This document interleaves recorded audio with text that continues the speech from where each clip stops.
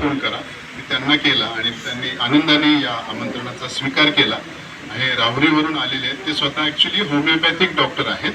त्यांची डॉक्टर म्हणून चांगली प्रॅक्टिस राहुरी शहरामध्ये आहे. गेले 27 वर्षापासून ते ग्रामीण भागात काम करत आहेत. विधवा, वंचित अशा अनेक लोकांसाठी त्यांनी पेन्शन योजना सुरू केलेल्या आहेत. विविध धर्मियांसाठी त्या इफ्तार पार्टी, ईद मिलान यासारखे उपक्रम समाजात विविध धर्मातील आपापसातील गैरसमज दूर करण्यासाठी इस्लामिक मराठी पब्लिकेशन ट्रस्ट मुंबईच्या सहकार्याने त्यांनी अनेक पुस्तकं तयार केलेली आहेत. असे डॉक्टर सादिक सय्यद आज आपल्यामध्ये उपस्थित आहेत, राहुरीवरून आलेले आहेत आणि मला असं वाटतं ते शुद्ध मराठीत बोलणार आहेत.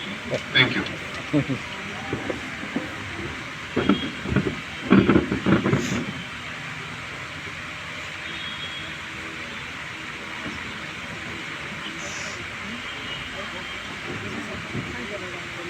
بالله من الشيطان الرجيم بسم الله الرحمن الرحيم إن الدين عند الله الإسلام صدق الله. धर्मगुरू, इतर सर्व मान्यवर, माझ्याबरोबर ज्यांनी विचार व्यक्त केले असे सर्व मान्यवर आणि उपस्थित समोर सर्व वडीलधारी मंडळी, बंधूंनो, भगिनींनो आणि मित्रांनो, आदाब. आज या ठिकाणी इंडियाच्या दौंड या चर्चच्या 100 वर्ष पूर्तीनिमित्त हा जो कार्यक्रम ठेवण्यात आला आहे, सर्वप्रथम मी त्यांचं अभिनंदन करतो की अशा एका संवेदनशील विषयावर त्यांनी या ठिकाणी परिसंवाद आयोजित केला आणि उपस्थित जे लोक आहेत, जे समोर उपस्थित बांधव आणि भगिनी आहेत, त्यांचं सुद्धा मी अभिनंदन करतो की आजच्या या मोबाईलच्या युगामध्ये, इंटरनेटच्या युगामध्ये अशा काही गंभीर विषयावर बसणं आणि ऐकणं हे फार दुरापास्त झालेलं आहे असं मला वाटतं. एवढ्या जास्त क्वांटिटीमध्ये लोक येणं आणि एवढे विचार त्यांनी ऐकणं ही खरोखर माझ्या दृष्टीने एक अभिनंदनीय गोष्ट आहे. तर आज या ठिकाणी हा जो कार्यक्रम ठेवण्यात आला आहे की सर्व धर्मीय परिसंवाद आपापसामध्ये एक दुसऱ्याला समजून घेणं, मला वाटतं सुरुवातीला जे ज्येष्ठ नागरिक होते त्यांनी सांगितलं की आपण वर्षानुवर्षे या ठिकाणी या देशामध्ये एकत्र राहतो. आमच्या चाळीमध्ये त्यांनी सांगितलं की 8 घरं आहेत आणि 8 घरामध्ये वेगवेगळ्या धर्माची माणसं आम्ही गुण्यागोविंदाने राहतो.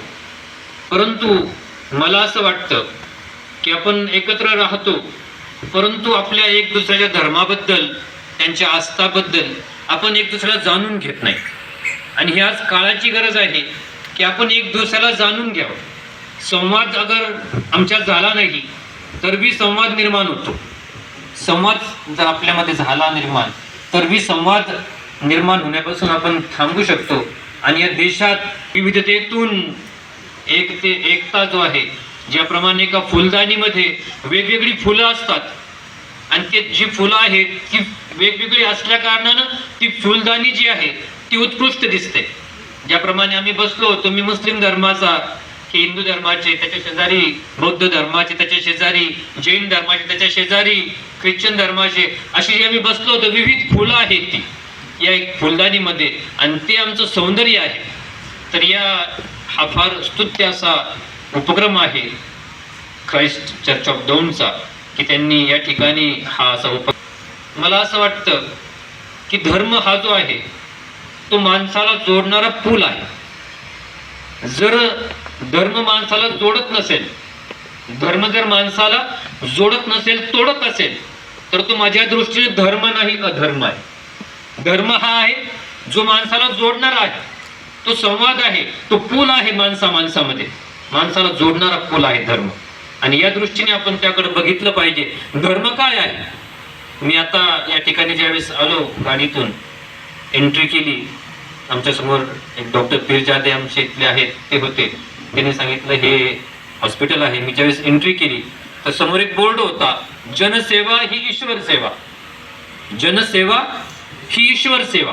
ईश्वर सेवा काय आहे? जनसेवा ही ईश्वर सेवा आहे. प्रेषित मोहम्मद सल्लल्लाहु अलैहि वसल्लम एकदा आपल्या अनुयायांना म्हटले की अल्लाह हा ईश्वर जो आहे तो कयामतच्या दिवशी, प्रलयाच्या दिवशी आपल्या दासाला म्हणेल, अरे मी भुकेला होतो, तुम्हाला अन्न नाही दिलं, मी तहानलेला होतो, तुम्हाला पाणी नाही पाजलं, अरे मी आजारी होतो. आपल्या दासाला तो ईश्वर अल्लाह भगवंत म्हणेल, मी आजारी होतो, तुम्हाला भेटायला नाही आला. तर दास असं म्हणेल, भगवंता, ईश्वर, गॉड, तू साऱ्या जगाला अन्न देणारा, पाणी देणारा, तू सगळ्यांना जीवन देणारा, तू सगळ्यांना आजारापासून मुक्त करणारा, तू कसा काय आजारी? तर त्यावेळेस अल्लाह ईश्वर असं म्हणेल आपल्या दासाला की तो फला जो व्यक्ती होता तुझ्या शेजारी राहणारा, तो भुकेला होता, तू जर त्याला अन्न दिलं असतं, ती अमुक व्यक्ती जी आहे ती तहानलेली होती, तू जर त्याला पाणी दिलं असतं, आणि तू तुझ्या शेजारी राहणारी व्यक्ती जी आहे ती आजारी होती, जर तू त्याला भेटायला गेला असता तर मला तिथं तू पाहिलं असतं. तर ही धर्माची संकल्पना जी आहे, जनसेवा ही ईश्वर सेवा आहे. धर्म हा आहे जो माणसाला जोडण्याचं काम करतो. आता या परिसंवादाकडे मी वळतो.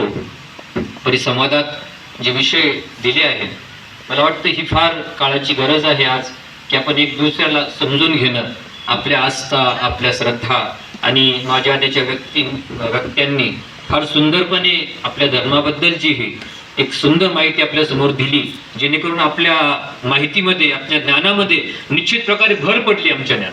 आज मी या ठिकाणी इस्लामची जी संकल्पना आहे, ईश्वर, मनुष्य, पापमुक्ती, याबद्दल मी आपल्या समोर थोडक्यात ठेवणार आहे. तर या ठिकाणी कुराणाची अशी भूमिका आहे की ईश्वर जो आहे, हरी, भगवंत, गॉड, हा अल्लाह, याबद्दल कुराणाची भूमिका ही आहे की एकेश्वर तत्व जे आहे हे इस्लामचं पहिलं तत्व आहे ईश्वराबद्दल. और कुराणाची अशी भूमिका आहे की ही संपूर्ण जग जे आहे हे अनाथ नाही आहे, तर या जगाचा, या चालवणारा, याचा शासक, याचा मालक, याचा निर्माता जो आहे तो आहे आणि तो एक आहे. ही इस्लामची संकल्पना आहे ईश्वराबद्दल. एकेश्वर तत्व जे आहे हे मूलभूत तत्व आहे कुराणाचं. त्यात असं म्हटलं गेलं की कुल हु अल्लाहु अहद अल्लाहुस समद, की सांगा अल्लाह एकच आहे, तो सर्वांपासून निरपेक्ष आहे, ना तो कुणाची संतती ना त्याची कोणी संतती, त्याच्या समान कोणीही नाही. तर ही संकल्पना जी आहे ही इस्लामची संकल्पना सर्वात मूलभूत तत्व आहे, एकेश्वर तत्व. मला वाटतं आपण जर दुसऱ्या धर्माचा सुद्धा अभ्यास केला, मी थोडासा संत साहित्याचा अभ्यास केलेला आहे, संत तुकारामांची गाथा मी थोडीशी वाचली आहे, आणि मला वाटतं ही आज काळाची गरज आहे की आपण एक दुसऱ्या धर्मग्रंथाचा अभ्यास करावा. मी बायबल्स वाचावी, मी बायबलचा अभ्यास करावा, आपण कुराण घ्यावं, कुराणचा अभ्यास करावा, मी संत तुकाराम गाथाची, तुकाराम महाराजांची गाथा जी ती अभ्यासावी, डॉक्टर इंगळेंनी कुराण अभ्यासावं. ही आज काळाची गरज आहे. मी संतांचा थोडासा अभ्यास केला आहे. संत तुकाराम महाराज सुद्धा त्याबद्दल असं म्हणतात की कारे नाठवीसी कृपाळू देवासी, पोषितो जगाशी एकला तो. तर ही संकल्पना जी आहे इस्लामची सुद्धा हीच संकल्पना आहे. एकेश्वर तत्व जे आहे हे मूलभूत तत्व आहे ईश्वराबद्दल इस्लामचं. महात्मा ज्योतिबा फुले त्याबद्दल असं म्हणतात की जगाचा निर्मिक एक धनी, त्याचे भय मनी घरासर. महात्मा फुलेंनी याबद्दल निर्माता त्याला म्हटलं, तर आपण त्याला काही नाव देऊ शकतो.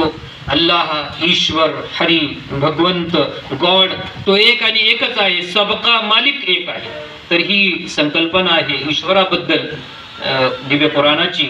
दुसरं, पाप आणि पापमुक्ती याबद्दल जर बोलायचं म्हटलं तर पुराणाची ही भूमिका आहे की हे जग जे आहे याचा एक विनाश होणार आहे. हे जग कायमचं नाही आहे, तर हे जगाला एक एंड आहे. आणि जेवढी सजीव सृष्टी आहे या जगात, या प्रत्येक सजीवाला जे आहे हे मृत्यू अटळ आहे. कुराणची भूमिका आहे की कुल्लू नफ्सिन जायकतुल मौत, की कुराण असं म्हणतो की प्रत्येक सजीव जो आहे त्याला मृत्यू अटळ आहे. आणि त्यापुढे जाऊन कुराण असं म्हणतो की मृत्यू आला म्हणजे खेळ संपला असं नाही. मृत्यूबद्दल आपल्यामध्ये कोणीही एक विज्ञाननिष्ठ माणूस सुद्धा असं म्हणू शकत नाही की मी मरणार नाही. कोणी असं म्हणणार नाही की मी मरणार नाही. कारण मृत्यू जो आहे तो अटळ आहे आणि प्रत्येक सजीवाला हे माहीत आहे की मृत्यू येणार आहे. मी आता या ठिकाणी बोलतोय तुमच्या समोर, परंतु या गोष्टीची मला गॅरंटी नाही आहे की उद्याचा दिवस मला माझ्या जीवनामध्ये येणार आहे की नाही येणार आहे. आणि मला असं वाटतं मलाच नाही, आपल्या सगळ्यांनाच याबद्दल कोणाला गॅरंटी नाही आहे. आता जर कोणाला जर मला अटॅक आला, जर हार्ट अटॅक, तर आत्ताच्या आत्ता माझा मृत्यू येऊ शकतो. तर मृत्यू जे आहे याबद्दल कुराण म्हणतं की कुल्लू नफ्सिन जायकातुल मौत, की प्रत्येक सजीव जो आहे त्याला मृत्यू येणार आहे. परंतु मृत्यू आला, कुणाला अग्नी दिला त्याची राख झाली, किंवा मृत्यू आला कुणाला दफन केलं त्याची माती झाली, तर खेळ संपला असं नाही. कुराणची ही भूमिका आहे की खेळ संपला नाही, तर एक दिवस तो येईल ज्या दिवशी अल्लाह, ईश्वर, हरी, गॉड जो आहे तो प्रत्येक सजीवाला, प्रत्येक मनुष्याला जो आहे पुन्हा जिवंत करेल आणि त्याच्या समोर त्याला उभं राहावं लागेल आणि आपल्या कर्माचा हिशोब द्यावा लागेल. जसं कर्म त्यांनी या जगात केलं त्या कर्माचा हिशोब जो आहे तो त्याला त्या अल्लाह समोर, ईश्वरासमोर, गॉड समोर त्याला आपल्या कर्माचा हिशोब द्यावा लागेल. त्याला संत कबीर असं म्हणतात, जर आपण या जगामध्ये चांगली कर्म केली, चांगलं वागणूक केली, जर समाजामध्ये जोडायचं काम केलं, माणसाला जोडायचं काम केलं, माणसामध्ये द्वेष निर्माण करण्याऐवजी माणसामध्ये प्रेम आणि सलोखा निर्माण करण्याचं जर कार्य केलं, तर हे कार्य, हे कर्म जे आहे आमचं, त्याचा आम्हाला त्या ठिकाणी मोबदला दिला जाईल ज्याचं नाव स्वर्ग आहे.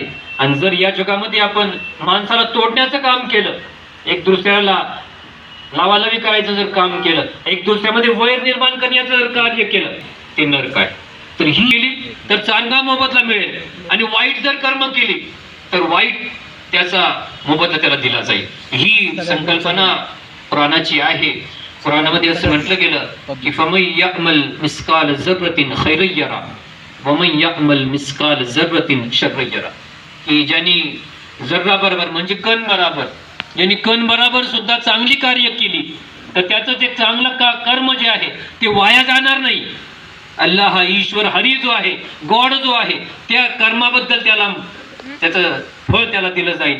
आणि जर वाईट जर त्यांनी कर्म केली, फमन यअमल मिस्काल जर्रतिन खैरन यरा वमन यअमल मिस्काल जर्रतिन शर्रन यरा, ज्यांनी जर शर म्हणजे गुन्हा, वाईट कर्म केली असतील या जगामध्ये, जर्रा बराबर, कण बराबर सुद्धा जर त्यांनी वाईट कर्म केली, तर ही वाईट कर्म जी आहे त्याला सजा दिली जाईल ज्याचं नाव नरक आहे, जहन्नम आहे. ही संकल्पना आहे पुराणाची पाप आणि पापमुक्तीबद्दल, की जसे कर्म आपले असतील त्या कर्माप्रमाणे त्याला आखिरत मध्ये महाप्रलयानंतर त्याला अल्लाह समोर, ईश्वरासमोर, गॉड समोर त्यावेळेस जो जाईल तर दुधाचं दूध केलं जाईल आणि पाण्याचं पाणी केलं जाईल. जे दूध आहे ते दूध होईल आणि पाणी होईल. जशी कर्म असतील आपली तसे त्याचे फैसले केले जातील. कर्म जर चांगली असतील तर चांगला त्याला मोबदला दिला जाईल, वाईट जर कर्म केले असतील तर वाईट त्याचं फळ मिळेल. संत कबीर म्हणतात की जर या जगामध्ये माणसाने वाईट कर्म केली, आज आमची परिस्थिती अशी आहे की माणूस वाईट कर्म करतो पण त्याला काय वाटतं की त्याला महाप्रलयाच्या नंतर जे त्याला स्वर्ग मिळावं. आपण लिहितो ना, जर कोणी वारलं तर पैगंबरवासी, स्वर्गवासी, म्हणजे त्यांनी कशी कर्म जरी केले तरी आपण म्हणतो स्वर्गवासी, हा स्वर्गवासी आहे. त्यांनी कर्म जर वाईट जरी केले तरी तो स्वर्गवास. असं होणार नाही. ज्या माणसाने वाईट कर्म केली या जगामध्ये, आपण उदाहरण घेऊ, जर एकाने वाईट कर्म केली, ए पर्सन आहे, त्यांनी वाईट कर्म केली या जगामध्ये, लोकांमध्ये भांडणं लावली, समाजामध्ये तेढ निर्माण केली, प्रामाणिकपणे काम नाही केलं, रिश्वत म्हणजे आपण काय म्हणतो भ्रष्टाचार केला, समजा या जगामध्ये भ्रष्टाचार केला, आणि एक मनुष्य बी पर्सन हा आहे ज्यांनी या जगामध्ये प्रामाणिकपणे सर्व्हिस केली, लोकांना जोडण्याचं काम केलं, त्याला या जगात त्रास झाला, ज्यांनी भ्रष्टाचार केला तो या जगामध्ये आयुष्य आरामध्ये राहिला आणि दोघांना मृत्यू आला. चांगले कर्म केली त्याला मृत्यू आला, त्यांनी या जगामध्ये फार गरिबीमध्ये त्यांनी भ्रष्टाचारापासून आपल्याला स्वतःला वाचवलं, लाच घेण्यापासून स्वतःला वाचवलं, प्रामाणिक काम केलं, लोकांना जोडण्याचं काम केलं. त्याला त्रास झाला या जगामध्ये, आणि एक व्यक्ती ती आहे ज्यांनी या जगामध्ये आपल्या मनमानीप्रमाणे, मनाप्रमाणे स्वैर त्यांनी आचरण केलं, या जगामध्ये भ्रष्टाचार केला, लावालावा केला, समाजामध्ये विध्वंस निर्माण करण्याचं काम केलं, आणि दोघांचा मृत्यू झाला आणि दोघांचा शेवट एकच झाला. हे आपल्या बुद्धीला पटणारं नाही. कुराणाची ही भूमिका आहे की दोघांचा शेवट वेगवेगळा असेल. चांगली कर्म असली तर चांगला त्याचा मोबदला मिळेल, वाईट जर कर्म केली असतील तर त्याची सजा त्याला दिली जाईल. ही कुराणाची जी आहे पाप आणि पाप मुक्तीबद्दल भूमिका आहे. संत तुकाराम महाराजांचा एक अभंग आहे, त्यामध्ये त्याचं म्हणतात की पेरी कडू जिरे मागे अमृत फळे ताकी आरके वृक्षा केळी कैसी. त्यांनी फार सुंदर दिलं. माणूस असं म्हणतो की मी या जगामध्ये मनाप्रमाणे वागेल, सोयी वागणूक करेल, भ्रष्टाचार करेल, मनमानी करेल, या जगात लावालावे करेल, या जगात मी स्त्रीभ्रूण हत्या करेल, आणि असं जर करून परत त्याला असं वाटतं की मला शेवटच्या त्या जगामध्ये सुद्धा, तिकडच्या पलीकडच्या जीवनात सुद्धा मला स्वर्ग मिळावा अशी त्याची अपेक्षा असेल तर संत तुकाराम महाराज म्हणतात की पेरी कडू जिरे मागे अमृत फळे आरके वृक्षा केळी कैसी येते. अरे तू पेरणी जी आहे ती कडू जिऱ्याची करतो आणि अपेक्षा जी आहे ती हापूस आंब्याची करतो, असं कसं शक्य आहे? माणसाच्या बुद्धीला पटणारं नाही. माणसाने जर या जगामध्ये बाबळाचं जर बी पेरलं, त्यांनी पाऊस पडला, बाबळाची बी पेरली, आणि ज्यावेळेस पीक निघलं त्यावेळेस त्याला असं वाटलं की गहूची, आता गहूची कापणी करायची. हे शक्य आहे का? एखादा लहान मुलं सुद्धा म्हणेन की शक्य नाहीये. हे शक्यच नाहीये. जर तुम्हाला गहू पाहिजे असतील त्या तिकडच्या जीवनामध्ये, जर तुम्हाला त्या तिकडच्या पलीकडच्या जीवनामध्ये हापूस आंबे पाहिजे असतील, तर या जीवनामध्ये जे आहे, जे रोप लावावं लागेल ते हापूस आंब्याचंच लावावं लागेल. आपण जर ही अपेक्षा करू इकडे आपण बबुळाचं बीज लावू आणि हे अपेक्षा करू की तिकडच्या जीवनामध्ये आपल्याला हापूस आंबे मिळतील, तर ही आपली गलतफहमी आहे असं मला वाटतं. तर ही भूमिका जी आहे पुराणाची की जसे कर्म असतील तसं फळ तुम्हाला दिलं जाईल, आणि प्रत्येकाचा जाब द्यावा लागेल, विचारणा होईल. आपण असं म्हणतो की असं कसं शक्य आहे की परमेश्वर जो आहे, ईश्वर जो आहे, हा कसं काय आपल्याला बघेल की आपण काय काम करतो? त्याला कसं काय माहित की आपण स्त्रीभ्रूण हत्या केली असं त्याला कसं काय कळणार? तर आपण या ठिकाणी समज विज्ञान आता फार पुढे गेलं. मला असं वाटतं आपण जर सीसीटीव्ही कॅमेरा पाहिला तर सीसीटीव्ही जर इथं जर लावला सीसीटीव्ही कॅमेरा तर तिकडच्या रूम मध्ये जर कोणी नाहीये आता, परंतु तिथं जर एखादा व्यक्ती काही काम करत असेल तर आपण इथं बसल्या पाहू शकतो. माझे एक मित्र होते, त्यांनी असंच नुकतंच वरती हॉटेल त्यांचं आणि खाली हॉटेल आहे, ते वरती बसतात तिथं त्यांच्या ऑफिसमध्ये, आणि असे भरपूर कॅमेरे लावलेले आहेत त्यांच्या ऑफिसमध्ये, आणि ते कॅमेऱ्यामध्ये ते पाहत असतात. आता मी म्हणलं एवढे कशाला टीव्ही लावले? ते म्हणे टीव्ही नाहीये, ते सीसीटीव्ही कॅमेरा आहे. प्रत्येक हॉटेलमध्ये प्रत्येक जो त्यांचा टेबल आहे त्या टेबलावर जो प्रत्येक वेटर जो सर्व करतो तो कसा काय सर्व करतो, तिथं कोणतं गिराईक येतं, ते कसं उठतं, तो काय करतो, ही सारी गोष्ट त्यांना इथं बसल्या दिसते. तर मी विचार केला की मनुष्य ज्याला ईश्वराने, गॉडने, हरीने निर्माण केलं, तो अशी डायस निर्माण करू शकतो असं की तो आपण अशा गोष्टीला पाहू शकतो. तर तो हरी, भगवान, अल्लाह, गॉड, तो जो आहे तो का पाहू शकत नाही की आपण काय करतो जगामध्ये? तर ही संकल्पना जी आहे इस्लामची, कुराणाची ही संकल्पना आहे की जसे कर्म असतील आपल्या या जगामध्ये तसं त्याचा मोबदला दिला जाईल. आपल्या हे बघितलं जाणार नाही की माझा रंग गोरा आहे की माझा रंग काळा आहे, की मी भारतात राहणारा आहे की मी कुठल्या अरबस्थानात राहणार आहे. कुणी अरबस्थानात जरी असला राहणारा आणि एखादा भारतातला जरी राहणारा असला, अरबस्थानात जरी असला, पण तो जर वाईट त्याचे कर्म असतील तर त्याचा मोबदला त्याला तिथं तसाच मिळेल. आणि जर भारतात राहणारा असेल, काळा असेल माझ्यासारखा, तर तो जर समजा चांगले कर्म करेल तर त्याला त्याचा मोबदला निश्चितच चांगला मिळेल. ही संकल्पना जी आहे ती पुराणाची संकल्पना आहे. आणि तिसरी गोष्ट आहे या परिसंवादामध्ये, तो फार मेन विषय आहे तो आपल्या सर्वांच्या दृष्टीने, कारण आपण सर्वजण मनुष्य आहोत. मनुष्य हा जो विषय आहे, मनुष्य त्याला उर्दूमध्ये इन्सान म्हणतात, आदमी आपण त्याला म्हणतो. तर मनुष्य, आपण सर्वजण मनुष्य प्राणी आहोत. कुराणाची ही भूमिका आहे की सारी मानवजात जी आहे ती एकाच ईश्वराची, एकाच गॉडची, एकाच अल्लाहची लेकर आहेत. कुराणाची ही भूमिका आहे. या युहन्नास इन्ना खलकनाकुम मिन ज़करिन व उन्सा वजअलनाकुम शुऊबन व कबाइल लितअरफू इन्न अक्रमकुम इंदल्लाहि अतकाकुम. हा एक श्लोक आहे अरबीमध्ये. दिव्य कुराणातील एक सूरे हुजुरात म्हणून एक अध्याय आहे. त्या अध्यायामधला हा 11 नंबरचा एक श्लोक आहे. आपण त्याला वाचू शकता नंतर. दिव्य कुराण जर आपण वाचलं मराठीमध्ये ते अवेलेबल आहे दिव्य कुराण. आपण जरूर त्याचं अध्ययन करावं की त्यामध्ये हा श्लोक आहे. सूर्य हुजुरात नावाचा अध्याय आहे आणि त्यामध्ये हा श्लोक आहे की या अय्युहन्नास इन्ना खलकनाकुम मिन ज़करिन व उन्सा वजअलनाकुम शुऊबन व कबाइल लितअरफू इन्न अक्रमकुम इंदल्लाहि अतकाकुम. याचा अर्थ असा आहे की या अय्युहन्नास म्हणजे ए इन्सानो, म्हणजे कोणाला सांगितलं? मनुष्याला सांगितलं गेलं की हे लोकांनो, आम्ही तुम्हाला एका पुरुष व एका स्त्रीपासून निर्माण केलं आणि त्या जोडप्यापासून अनेक स्त्री व पुरुष या जगात पसरविल्या आणि तुमचे वेगवेगळे वंश आणि बनविले, राष्ट्रीय बनविले, जेणेकरून तुम्ही एकमेकांना ओळखावे. कुराणची ही भूमिका आहे की या अय्युहन्नास सुत्तकू रब्बकुमुल्लझी खलककुम मिन नफ्सिन वाहिदा व खलक मिनहा ज़ौजहा व बस्स मिनहुमा रिजालन कसीरन व निसा. सूर्य निसा आहे कुराणामध्ये. निसा नावाचा अध्याय आहे कुराणात. त्याची पहिला श्लोक आहे.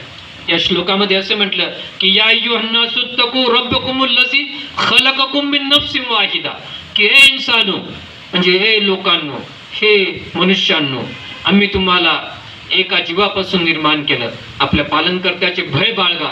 आम्ही तुम्हाला ज्याने तुम्हाला एका जीवापासून निर्माण केले आणि त्या जीवापासून त्याची सहचारणी बनविली आणि या एक जोडप्यापासून समस्त मानवजात या जगात पसरविल्या, अनेक स्त्री पुरुष या जगात पसरविल्या.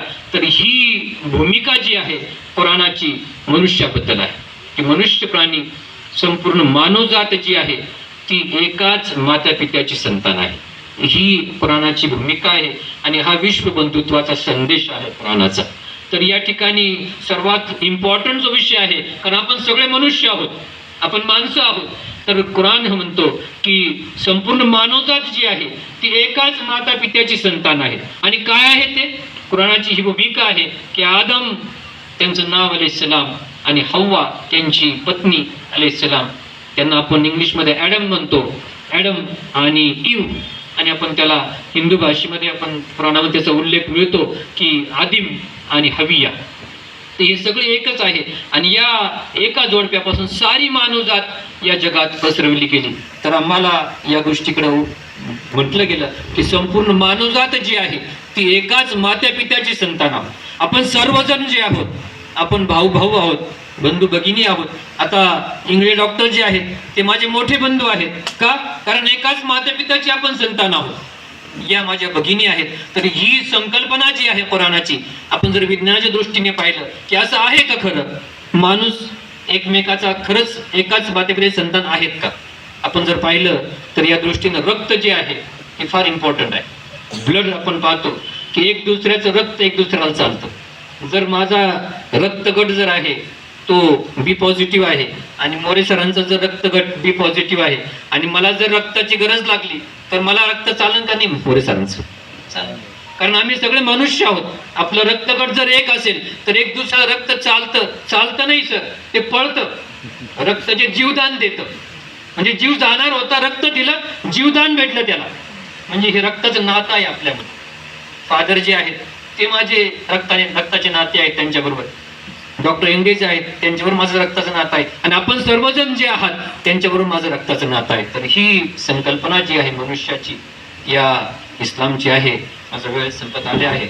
मी एक फक्त शेवटची गोष्ट आपल्यासमोर सांगून आपली रजा घेतो की या 3 संकल्पना ज्या मी आपल्यासमोर मांडल्या, ईश्वर, गॉड याबद्दलची संकल्पना आणि कर्माबद्दलची संकल्पना, परलोक तत्व जे आहे की या जगानंतर एक दुसरं जग आहे, परलोक जीवन आहे, ज्या जगात आपल्याला या दुनियेचा, या जगाचा हिशोब द्यावा लागेल, कर्माचा हिशोब द्यावा लागेल.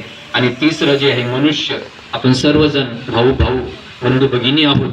आपल्यासमोर आपलं एक रक्ताचं नातं आहे. एक गोष्ट मी आपल्यासमोर ठेवतो की हा फार चांगला असा स्तुत्य असा उपक्रम आहे आणि असे उपक्रम जे आहे वारंवार आणि खेडोफाडी होण्याची गरज आहे. आज समाजाची फार गरज आहे की धर्म काय आहे एक दुसऱ्याला समजलं पाहिजे. आम्ही धर्माच्या नावाखाली धर्म अधर्म वाढला आहे. धर्म सोडून दिला आम्ही आणि अधर्म मांडवला आहे. धर्म तर जोडायचं काम करतो, आम्ही तर तोडायचं काम करतोय, हे चुकीचं आहे. आणि यासाठी काळाची गरज आहे ही, की जे पाऊल यांनी उचललं आहे ते फार स्तुत्य असं पाऊल आहे.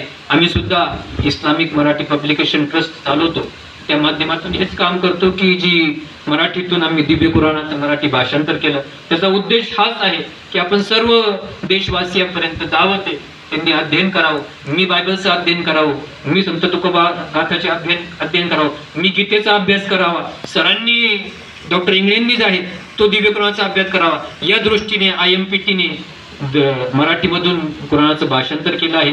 या कार्यक्रमानंतर मी माझ्यातर्फे ते कुराण मराठीतून जे आहे ते या चर्चला प्रेझेंट करणार आहे. त्यांना मी हे करतो, विनंती करतो की मी त्यांना सर्वात शेवटी हे करणार आहे. सर्वात शेवटी मी एक वचन आपल्यासमोर ठेवतो प्रेषित मोहम्मद सल्लल्लाहु अलैहि वसल्लम, आणि थांबतो की प्रेषित मोहम्मद सल्लल्लाहु अलैहि वसल्लम असं म्हटले की आपल्या अनुयायांना, काय मी तुम्हाला सांगू असं सत्कर्म जे नमाजपेक्षा, रोजापेक्षा, दान धर्मापेक्षा आणि हज यात्रेपेक्षा श्रेष्ठ असं सत्कर्म अनुयायी म्हणजे जरूर सांगा की नमाजपेक्षा मोठं श्रेष्ठ सत्कर्म, नमाज पडण्यापेक्षा 5 वेळा त्याच्यापेक्षा श्रेष्ठ असं सत्कर्म, हज यात्रा करण्यापेक्षा श्रेष्ठ असं सत्कर्म, दान धर्म जकात देण्यापेक्षा श्रेष्ठ असं सत्कर्म. काय आहे असं सत्कर्म? प्रेषित मोहम्मद सल्लल्लाहु अलैहि वसल्लम म्हटले की जी 2 भावंड, जी 2 समाज ज्यांच्यात द्वेष आहे, वैर आहे, त्यांच्यात समेट घडवून आणा, त्यांच्यात सलोखा घडवून आणा. हे असं सत्कर्म आहे जे नमाजपेक्षा, रोजापेक्षा, हज यात्रेपेक्षा श्रेष्ठ असं सत्कर्म आहे. आणि हेच सत्कर्म आज या ठिकाणी आपण करत आहोत. मी या ठिकाणी मला बोलवलं, बोलण्याची संधी दिली, आपण सुद्धा माझे तोडके मोडके विचार जे आहे शांत चित्ताने ऐकले, त्याबद्दल मी आपल्या सर्वांचा ऋणी आहे. धन्यवाद.